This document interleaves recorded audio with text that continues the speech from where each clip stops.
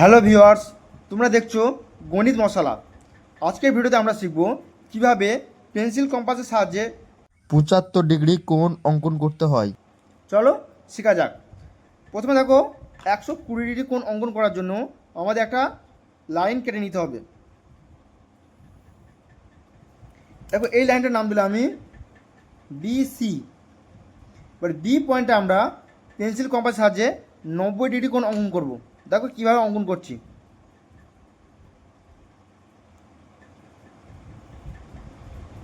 একটা বৃত্তচাপ নিলাম।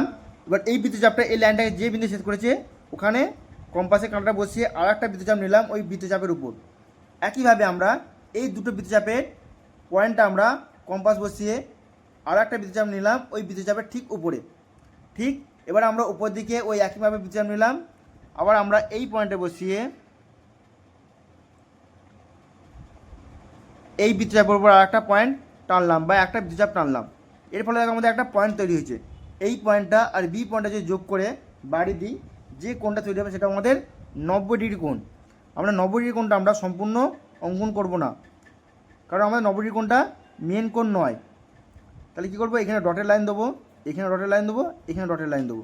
ঠিক এবার কী করবো আমরা, এই ডটের লাইন, ঠিক আছে, এটা 90 ডিগ্রি, আর এই যে এই পয়েন্টটা এটা হচ্ছে আমাদের 60 ডিগ্রি।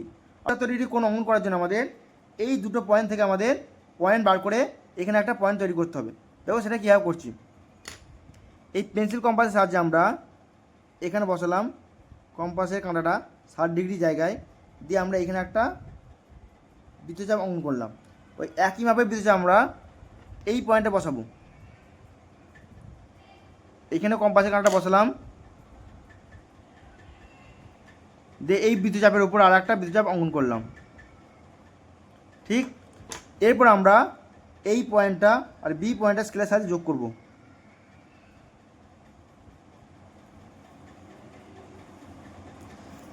দিয়ে এটার নাম দিলাম আমি এ। দিয়ে আমাদের যে কোণটা তৈরি হলো এ বি সি, এটা হয়ে যাবে আমাদের 75 ডিগ্রি কোণ। আশা করি বুঝতে পারলে। ভিডিওটি ভালো লাগলে অবশ্যই লাইক শেয়ার করে দেবে, চ্যানেলটি অবশ্যই সাবস্ক্রাইব করে রাখবে। চ্যানেলটি অবশ্যই তোমরা সাবস্ক্রাইব করে রাখবে। Thank you for watching.